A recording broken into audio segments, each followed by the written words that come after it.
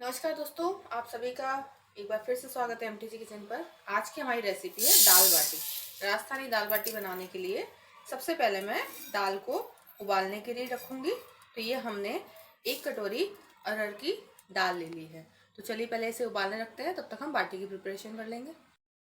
मैंने अपनी अरहर की दाल 3-4 बार अच्छे से धो ली है। अब इसे उबलने के लिए रख रही हूँ।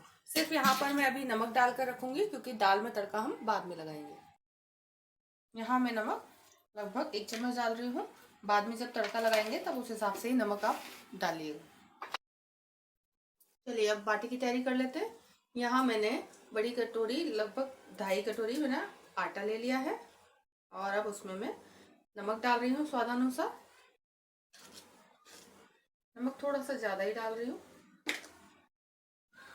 और अब इस के लिए यहाँ पर मैं घी को गर्म करके अभी आटे में मिलाऊंगी। यहाँ पर मैं लगभग मोयन में घी मैंने गर्म कर लिया था, अब मोयन मिला रही हूँ। मोयन आपको उतना मिलाना है जितना आटे में जैसे मुट्ठी बंद हो जाए। देखिए अभी हमने मोयन में घी डाला था, देखिए घी अभी कम है, क्योंकि यहाँ पर अभी मुट्ठी आटे की नहीं लग रही है। इट मीन्स अभी हम और घी डालेंगे इसमें मोयन के लिए। यहाँ मैंने थोड़ा सा और मोयन लिया है। ये दोस्तों इसलिए आपको दिखा रही हूँ जिससे आप बाटी बनाएं तो आप कोई कमी गड़बड़ ना कर पाए, जिससे कि आपकी बाटी आराम से अंदर तक अच्छे से पक जाए, सिक जाए। देखिए अभी हमने मोहन को मिला लिया है।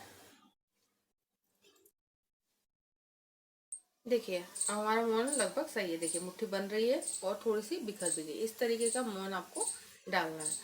अब हम इसमें धीरे धीरे पानी मिलाते जाएंगे और एक सख्त डो तैयार करेंगे बाटी के लिए। अब इस तरीके से आपको एक सख्त डो बाटी के लिए तैयार कर देना है, और अब इसकी हम बाटियां बनाएंगे।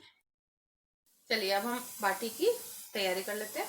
बाटी देखिए ऐसे करके आपको आटे की पेड़ा बनाना है, और बस इसे इस तरीके से बाटी को तैयार करना है।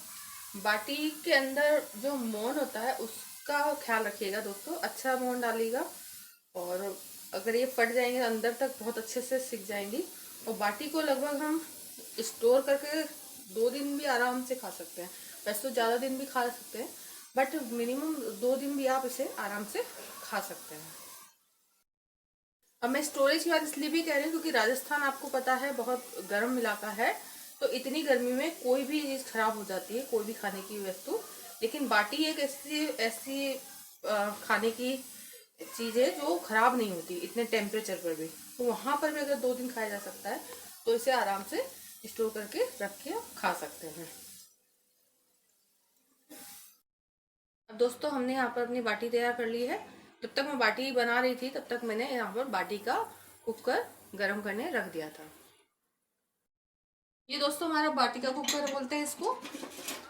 ये अब तो सब जगह अवेलेबल हो जाता है, क्योंकि हर स्टेट में अब हर स्टेट का खाना पहुंच चुका है। तो ये कहीं पर भी मिल जाएगा। इस तरीके का बाटी का कुकर होता है। इसे हमें पहले से गर्म करना है। अब हम इसमें बाटी अपनी रखेंगे। अब यहाँ पर मैं अपनी सारी बाटी कुकर के अंदर रखूंगी। बाटी का कुकर बोल लो, ऐसे बहुत से अवन भी बोलते हैं, बट ये बाटी का कुकर बोला जाता है ऐसे राजस्थान में। तो अब हमने बाटी कुकर में सारी बाटी ट्रांसफर कर दी है। अब इसे फुल फ्लेम पर ही रखना अभी, और इसे हर 30 सेकंड में यहीं पलटते रहना है इसको। अब जब तक हमारी बाटी सीख रही है तब तक हम अपनी दाल प्रिपेयर कर लेते हैं। अब हमारी दाल उबल चुकी है। चलिए अब दाल में छौंक लगा देते हैं। 30-40 सेकंड हो गए। अब मैं अपनी बाटियों को पलट देती हूँ, और इसे अभी 2-3 बार इसी तरीके से हर 30 सेकंड 1 मिनट के बाद इन्हें हम पलटते रहेंगे, ऊपरी कवर पूरी तरीके से सिक न जाए। दोस्तों हमारी बाटी जब तक सिक रही है तब तक हम दाल प्रिपेयर कर लेते हैं। यहाँ मैंने लहसुन लिया है, उसे कूट लिया है। उसके बाद हम इसमें लगभग आधी चम्मच हल्दी पाउडर मिला रहे हैं, आधा ही चम्मच लाल मिर्च पाउडर मिला रही हूँ, 1 चम्मच के बराबर धनिया पाउडर, और नमक थोड़ा सा मिलाऊंगी क्योंकि हमने उबलते वक्त दाल में डाल दिया था। आधा ही चम्मच में यहाँ पर गरम मसाला भी ऐड करूंगी इसमें। इन मसालों को पानी मिला के एक पेस्ट तैयार कर लेंगे। तब तक चलिए कुकर में तेल डाल देते हैं हम। ऑयल हमारा गर्म हो चुका है। यहाँ पर मैं आधा चम्मच इसमें मैं जीरा डाल रही हूँ। इसमें मैं हींग डाल रही हूँ। एक छोटा प्याज चॉप कर लिया था उसे डाल दिया है। भून गई है। अब हम अपना जो हमने मसालों का पेस्ट तैयार किया था उसे इसमें ट्रांसफर कर देंगे। हमारा मसाला भुन गया दोस्तों। अब हम इसमें दाल ट्रांसफर करेंगे। साथ में बाटी पर भी ध्यान दीजिएगा कि बाटी जल्दी जल्दी पलटनी है आपको। इसका ऊपर के जब कवर सिक जाएगा उसके बाद हमें इसको लो फ्लेम करके कुछ देर के लिए 5-5 मिनट के लिए रखना पड़ेगा। अब हम इसमें दाल ऐड कर देंगे। दाल डाल दिए। अब इसकी कंसिस्टेंसी देख लीजिएगा दोस्तों। बाटी के साथ दाल कैसी खानी है आप उस हिसाब से ही थोड़ा सा पानी और डाल देना, क्योंकि बाटी हमेशा दाल में मसल के ही खाई जाती है। तो इसकी कंसिस्टेंसी आप इस तरीके से कर लीजिएगा। और अब इसको थोड़ी देर के लिए हम इसका ढक्कन लगाकर 1-1.5 मिनट के लिए और पकाएंगे। तो ये देखिए बाटी हमारी थोड़ी थोड़ी लाल हो चुकी है। तो अब हम इसकी गैस की फ्लेम को बिल्कुल लो करेंगे और लगभग इसको पकने देंगे। 5-5 मिनट बाद आप इसको देखते रहिएगा जिससे ये अच्छे से पक जाए, अंदर तक फट जाए। देखिए इस तरीके से फटेंगी ये बाटियाँ। तो अगर ये सारी बाटियाँ फट गई इट मीन्स आपने मोन भी सही डाला है और आपकी बाटी सही बन रही है। बाटी मैंने कई बार पलट दी है। अब देख लेते हैं बाटी की स्थिति क्या है। देखिए यहाँ हमारी बाटी सिक चुकी है। देखिए किस तरीके से फट चुकी है। तो अब हम गैस की फ्लेम को हाई कर देंगे और उसके बाद सारी बाटियों को पलट लेंगे। फ्लेम मैंने ऑफ कर दी दोस्तों। चलिए बाटी को देख लेते हैं। देखिए बाटी हमारी लगभग देखिए सारी बाटी फटने लग रही है। इसमें सब ये बाटी सिकने का प्रोसेस स्टार्ट हो गया। अब इसे अलट पलट के लो फ्लेम पर ही आपको और पकाना है। थोड़ा सा बाटी बनने में थोड़ा सा टाइम लग जाता है पकने में। सारी फट चुकी है। अब हम इसे लो फ्लेम पर ही और पकने देंगे। 5 मिनट बाद फिर पलटेंगे। ऐसे ही आपको हर बार 5-5 मिनट में पलट के पकानी है बाटी को।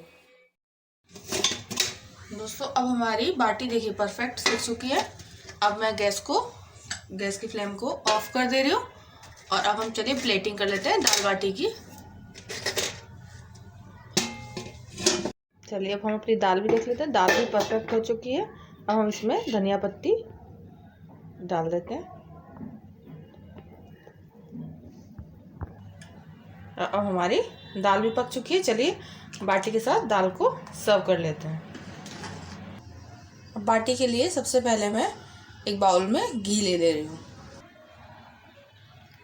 चलिए हम यहाँ पर सबसे पहले घी ले लेते हैं। अब इसमें हम अपनी बाटी को डालेंगे। अब यहाँ मैं अपनी बाटी ले लेती हूँ। देखिए बाटी को इस तरीके से ऐसे फोड़ के हम घी में डालेंगे। देखिए हमारी बाटी परफेक्ट सिक चुकी है। देखिए अपने आप फट चुकी है सारी बाटी।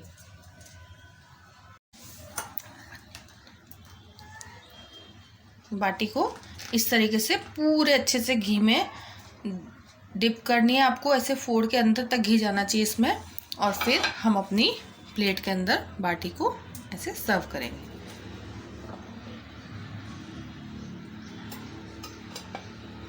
दोस्तों अब हमारी राजस्थानी दाल बाटी की प्लेट तैयार है।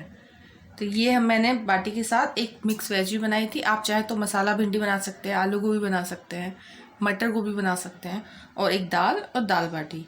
तो अब हमारी ये प्लेटिंग हो चुकी है।